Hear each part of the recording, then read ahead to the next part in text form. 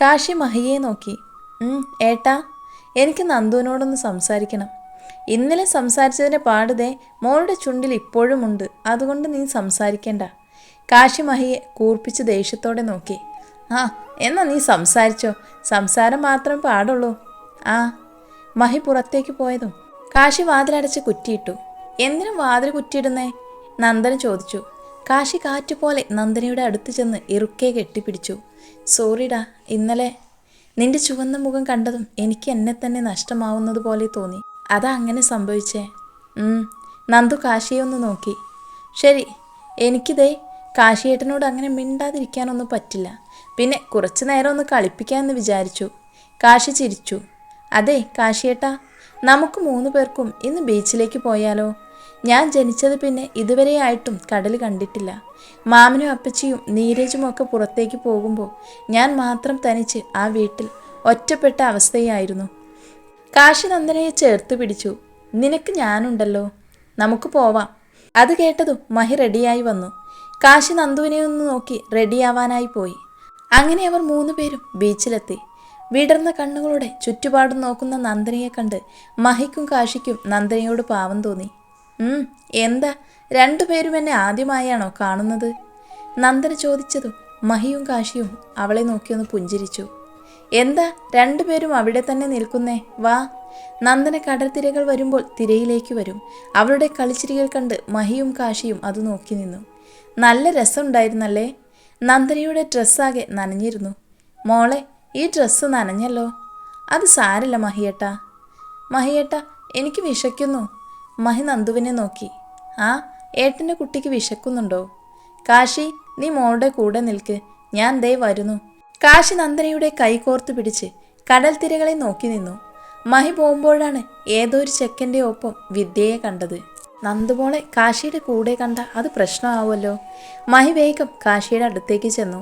കാശി, ആ വിദ്യ ഇവിടെ ഉണ്ട്. അതുകൊണ്ട് മോളെ കണ്ടാൽ അത് പ്രശ്നമാവും. നന്ദുമോളെ, ഏട്ടൻ്റെ കൂടെ വാ, ഇവിടെ തന്നെ നിൽക്കാം. വിദ്യ ആ ചെറുപ്പക്കാരൻ്റെ കൂടെ നിൽക്കുന്ന ഫോട്ടോ മഹി തൻ്റെ ക്യാമറയിൽ പകർത്തി. ഇത് എൻ്റെ ഫോണിലിരിക്കട്ടെ, ആവശ്യം വരും. വിദ്യ പോയതും മഹിയും കാശിയും നന്ദുവിൻ്റെ അടുത്തേക്ക് പോയി. മോളെ, പോവാം. അവരൊരു ഹോട്ടൽ കയറി ഫുഡ് കഴിച്ചിട്ടാണ് വീട്ടിലേക്ക് പോയത്. മഹി നന്ദുവിന് ഇഷ്ടപ്പെട്ടതൊക്കെ വാങ്ങിച്ചു കൊടുത്തു. ഏട്ടാ, എന്തിനാ വെറുതെ പൈസ ചിലവാക്കുന്നത്? ആവശ്യമുള്ള ഡ്രസ്സ് എൻ്റെ കയ്യിലുണ്ടല്ലോ. ദേ, സ്നേഹമോൾക്ക് എന്തെങ്കിലും വാങ്ങിക്കോ.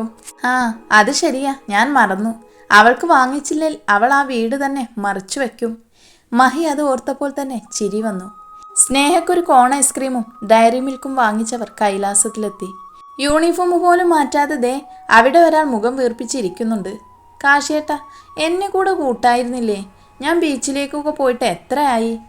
സ്നേഹയ്ക്ക് മഹിയേക്കാളും സ്നേഹം കൂടുതൽ കാശിയോടാണ്. എന്ത് കാര്യം ആദ്യം പറയാറുള്ളത് കാശിയോടാണ് അവൾ. മോളെ, നന്ദു ചേച്ചി തനിച്ചല്ലേ, അപ്പോൾ ബീച്ചിലേക്ക് കൊണ്ടുപോയതാണ്, കാശി പറഞ്ഞു.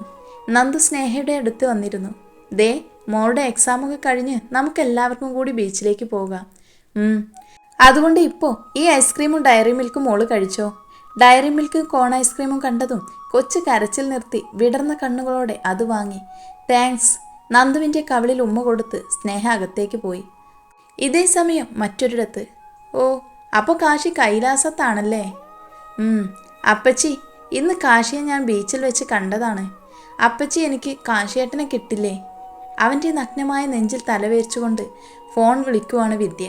ആ മോളെ, എൻ്റെ മോൾക്ക് കാശിനാഥിനെ അപ്പച്ചി നേടിത്തരും. എന്നാൽ ഞാൻ വെക്കട്ടെ? ആ, മോള് വെച്ചോ. Good night. ഫോൺ കട്ടാക്കിയതും വിദ്യ വശ്യമായ ചിരിയോടെ അവനിലേക്ക് ചാഞ്ഞു. വീണ്ടും ഒരു കൂടിച്ചേരലിനായി അവൾ കൊതിച്ചു. ഇതൊന്നും അറിയാതെ സുമിത്ര കാശിയെ കൊണ്ട് വിദ്യയെ കെട്ടിക്കാനുള്ള തത്രപ്പാടിലാണ്. അച്ഛാ, അച്ഛാ, എണീക്കച്ഛാ. അമ്മേ, അമ്മേ. ഓ, എന്താ പ്രിയേ? അമ്മേ, അച്ഛൻ. അങ്ങേർക്കെന്താ? അച്ഛൻ മരിച്ചെന്നാ തോന്നുന്നേ. മരിച്ചെന്നോ? ആ. അമ്മ എന്തിനാണ് ചിരിക്കുന്നത്? പ്രിയ ചോദിച്ചതും സുമിത്ര അവളെ നോക്കി പുച്ഛിച്ചു. ഇങ്ങേരു ചത്ത എനിക്കൊന്നുമില്ല. സുമിത്രയുടെ തുറന്നു പറച്ചിൽ കേട്ട് വിദ്യ ഞെട്ടി. അമ്മ എന്തൊക്കെയായി പറയുന്നത്? നമ്മുടെ അച്ഛൻ. അതെടി, ദേ, ആ ചത്തു കിടക്കുന്ന നിന്റെ അച്ഛൻ്റെ സ്വത്തുക്കൾ എനിക്ക് വേണമായിരുന്നു. അതിനുവേണ്ടി മാത്രമാണ് ഞാൻ ഇങ്ങനെ കല്യാണം കഴിച്ചത്. അതും കൂടി കേട്ടതും പ്രിയ ഞെട്ടലോടെ താഴേക്ക് ഊർന്നിരുന്നു. ശങ്കറിൻ്റെ മരണമറിഞ്ഞ് മണിമംഗലത്തേക്ക് ആരും വന്നതേയില്ല. നാട്ടുകാർ മാത്രം ശങ്കറിൻ്റെ ബോഡി നോക്കി കൊണ്ടുപോയി.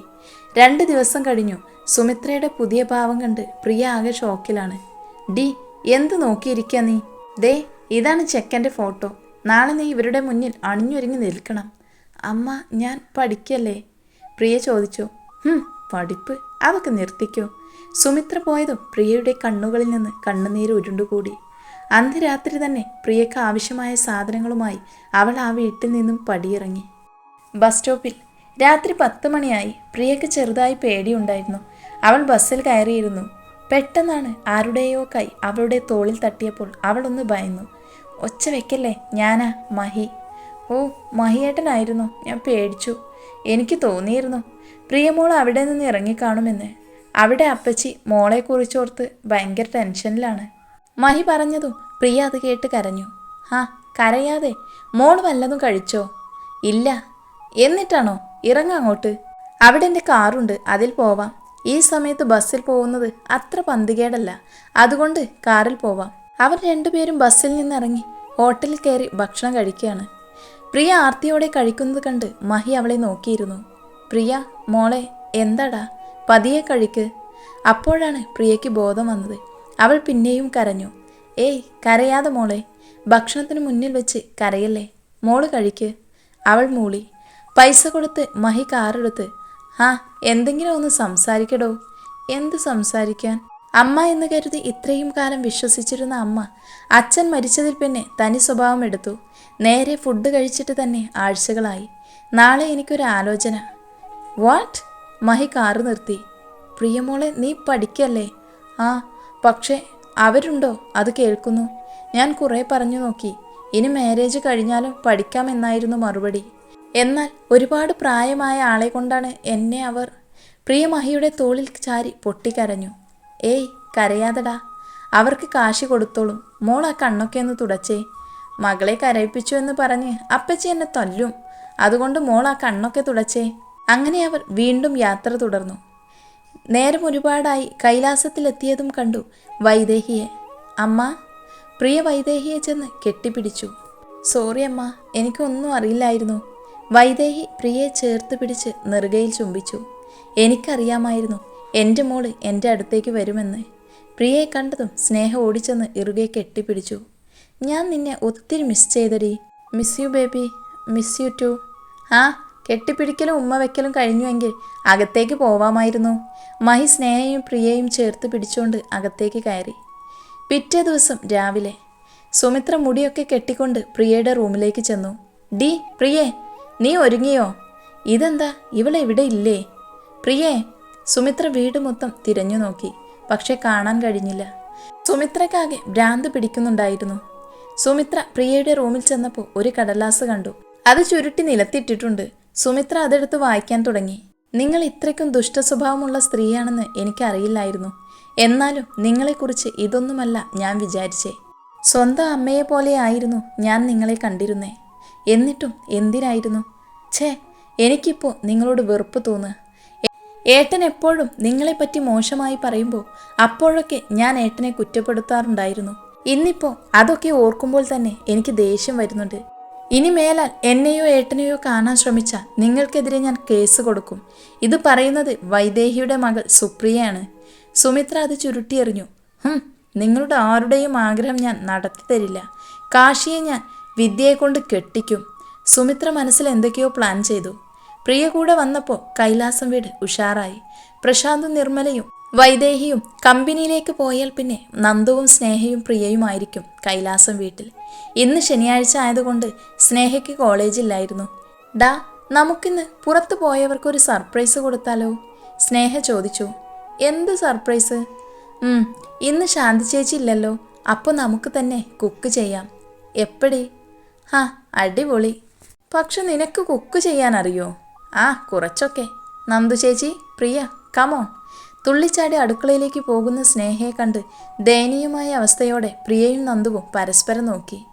സ്നേഹ ആയിരുന്നു ആദ്യം കുക്ക് ചെയ്ത് പക്ഷെ ചട്ടി അടി പിടിച്ചപ്പോൾ സ്നേഹ ആ പരിപാടി തന്നെ നിർത്തി. മോളെ ഞാൻ ഉണ്ടാക്കാം. നന്ദന ഉണ്ടാക്കുന്നത് പ്രിയയും സ്നേഹയും കണ്ടു നിന്നു. ഹാ, എന്തൊരു മണമാണ് നന്ദു ചേച്ചി, എങ്ങനെയാ കുക്കിംഗ് പഠിച്ചേ? സ്നേഹ ചോദിച്ചു. ആ വീട്ടിൽ എനിക്ക് എപ്പോഴും അടുക്കള ജോലിയായിരുന്നു. ഉപ്പില്ല എരിവില്ല എന്നൊക്കെ പറഞ്ഞ് എൻ്റെ മുഖത്തേക്ക് കറി ഒഴിക്കും. ഞാൻ അവരുടെ മുന്നിൽ അനാഥയാണല്ലോ. എന്തെങ്കിലും താഴെ വീണ് പൊട്ടിയാൽ അന്ന് എനിക്ക് അടിയായിരിക്കും.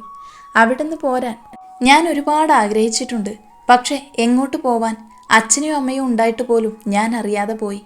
ഓഫീസിലെത്തുമ്പോഴാണ് എനിക്ക് ഇത്തിരി എങ്കിലും സമാധാനം കിട്ടുക. കാശിയേട്ടൻ എന്നോട് ചൂടാവുമ്പോഴേക്കും എനിക്ക് ഏട്ടനോട് ദേഷ്യം തോന്നിയിരുന്നില്ല. അന്ന് ആ വീട്ടിൽ നിന്ന് ഇറങ്ങിയപ്പോഴാണ് ഞാൻ സന്തോഷം എന്താണെന്ന് അറിയുന്നത്. പ്രിയയും സ്നേഹയും നന്ദനയെ ഇറുകെ പുണർന്നു. നന്ദന പറയുന്നതെല്ലാം എല്ലാവരും കേട്ടത് നന്ദന അപ്പോൾ അറിഞ്ഞില്ല.